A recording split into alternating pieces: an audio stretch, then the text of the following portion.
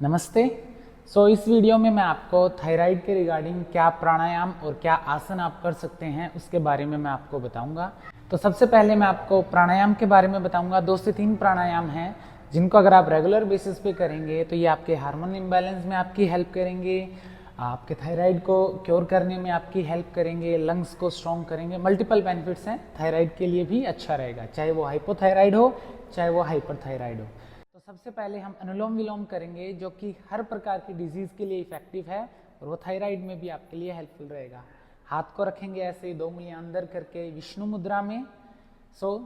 Right side के जो नोडसल है उसको बंद करके लेफ्ट से इनहेल करेंगे एंड स्टार्ट करेंगे।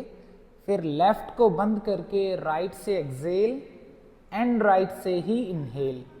देन राइट को बंद करके लेफ्ट से ही एक्सेल एंड लेफ्ट से ही इनहेल। अगेन लेफ्ट को बंद करके राइट से एक्सेल, राइट से ही इनहेल।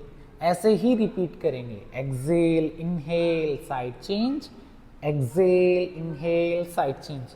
ध्यान रखेंगे जो आप ब्रीदिंग कर रहे हैं वो पूरी बेली से करेंगे, अच्छे से लंग्स को पूरा एक्सपेंड करते हुए पूरा फैलाकर फिर एक्सेल करेंगे। धीरे धीरे 3 से 4 मिनट करेंगे तो ये आपके लिए इफेक्टिव रहेगा। सेकंड प्राणायाम जो है वो है उज्जयी प्राणायाम। जनरली इस प्राणायाम को सबसे इफेक्टिव बताते हैं। इसमें क्या करते हैं, हम अपने गले को कॉन्ट्रैक्ट करके सांस को अंदर लेते हैं। मतलब जब आपका सांस बॉडी के अंदर जा रहा है, लंग्स के अंदर जा रहा है, उस टाइम आप अपने जो गला है उसको थोड़ा सा टाइट कर लोगे और सांस को गले से फ्रिक्शन के साथ रगड़ते हुए अंदर लेंगे। मतलब अभी मैंने सांस पूरा बाहर छोड़ा और जब मैं अंदर लूंगा तो गले को टाइट करके सांस अंदर लूंगा।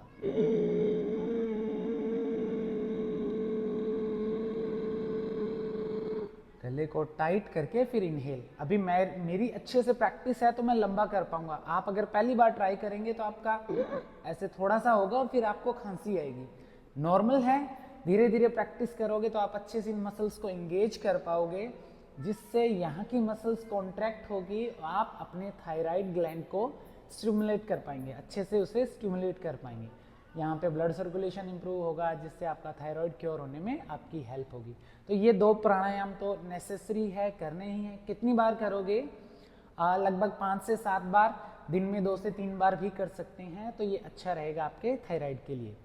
ये 2 प्राणायाम करने हैं आपको। अब थोड़ी मैं आपको एक्सरसाइजेज और स्ट्रेचेस बता देता हूँ। सबसे पहले आपको सीधा बैठना है और अपनी चिन को पूरा ऊपर उठाना है, सांस को अंदर लेते हुए, और सांस को छोड़ते हुए चिन को नीचे नहीं लेके जाना, चिन को पीछे लेके जाना है। तो इससे क्या होगा, आपको अपनी चिन को टक करना है, पीछे की ओर खींचना है, जिससे आप अपने थायराइड को या नेक की जो मसल्स हैं उनको कॉन्ट्रैक्ट करोगे। सारा ऊपर उठाते टाइम यहाँ स्ट्रेच आएगा, नीचे कॉन्ट्रैक्ट करोगे तो भी यही मसल्स और आपकी जो थायराइड है वो स्टिमुलेट होगा। Inhale, Excel.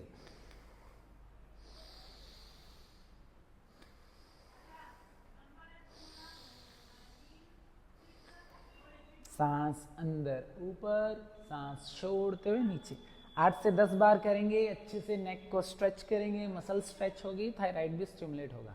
इस स्ट्रेच के बाद आप रोटेशन भी कर सकते हैं थोड़ा। Inhale up, exhale down, only upper half rotation. Inhale up, exhale down, inhale up, exhale down, inhale up, exhale down.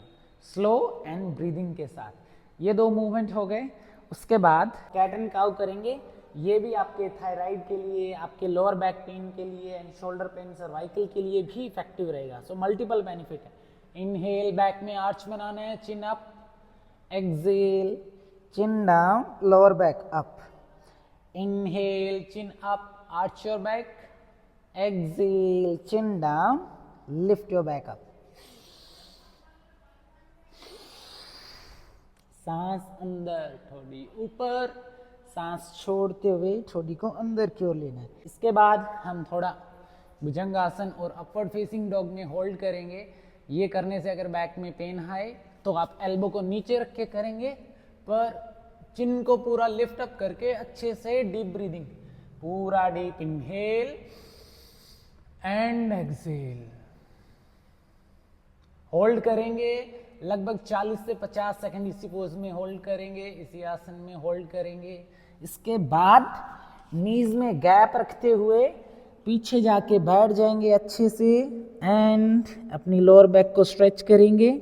Same deep breathing के साथ 40 to 50 सेकंड होल्ड करेंगे इसमें भी। इसके बाद सीधा लेटकर पैरों को बेंड करके पास में लाओगे, पैरों में गैप रखोगे आपके शोल्डर्स के जितना, मिनिमम इतना गैप रखना है, ना पास में रखना है ना दूर, और जितना पैरों में गैप है उतना नीज में गैप। चिन को थोड़ा सा टक रखेंगे अंदर की ओर खींच के, inhale up, exhale down, inhale up, exhale down. सांस अंदर ऊपर, सांस छोड़ो नीचे। कितना? 10 से 15 बार करने के बाद फिर ऊपर होल्ड रखेंगे एंड डीप ब्रीदिंग। और अपनी पूरी अवेयरनेस जो प्रॉब्लम है आपकी थायराइड की वहां पे रखेंगे। तो ये आसन है सेतुबंध आसन, इसी को ब्रिज पोज बोलते हैं। थायराइड के लिए अच्छा है, बैक पेन के लिए अच्छा है, हार्मोनल इम्बैलेंस के लिए अच्छा है, पीसीओडी, पीसीओएस, प्रोस्टेट, उन सब के लिए भी अच्छा है। तो होल्ड रखेंगे same around 40-50 seconds and relax. And then lower back को न्यूट्रल करने के लिए वापस हम नीज को हग करके पवन मुक्तासन करेंगे ताकि बैक पे स्ट्रेच ना आए, अच्छे से लोअर बैक आपकी रिलैक्स हो जाए। इसके बाद हम लास्ट आसन करेंगे सुप्तम स्थिरासन। सीधा लेटने के बाद दोनों हाथ साइड में निकाल लेंगे, एक पैर को उठा के उसे अपोजिट साइड में ले जाएंगे एंड अपोजिट हैंड से उसको पूरा नीचे दबाएंगे एंड साइड में देखेंगे। तो ये भी आपकी स्पाइन एंड आपके थायराइड के लिए, आपके इंटरनल ऑर्गन्स की भी मसाज होती है, तो सभी प्रकार के ऑर्गन्स के लिए भी अच्छा है। Around 40-50 second hold, then side change, up and side change.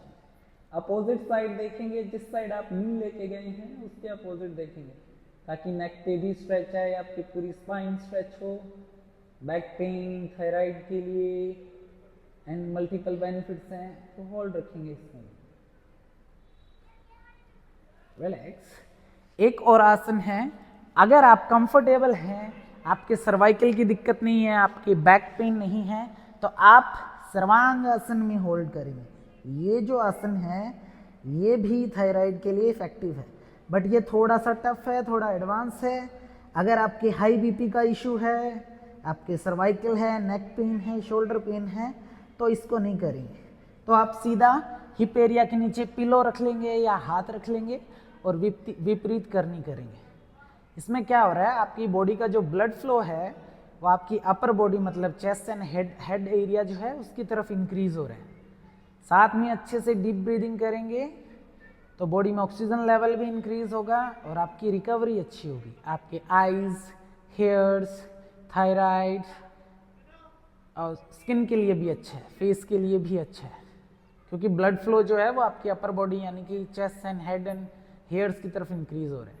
एक चीज़ का ध्यान रखेंगे, अगर आप इन आसनों को करते हैं उससे पहले थोड़ा सा अपना वार्म अप कर लें, जैसे थोड़ा रिस्ट कर लिया, क्लैपिंग कर ली, हैंड्स अप डाउन, थोड़ा ट्विस्ट स्टैंडिंग पोजीशन में थोड़े फ्रंट किक्स कर लिए, उससे आपकी बॉडी अच्छे से वार्म अप हो जाएगी। और इसे आप 1 से 2 बार करेंगे, रिपीट में करेंगे, तो ये आपके लिए और ज़्यादा इफेक्टिव रहेगा।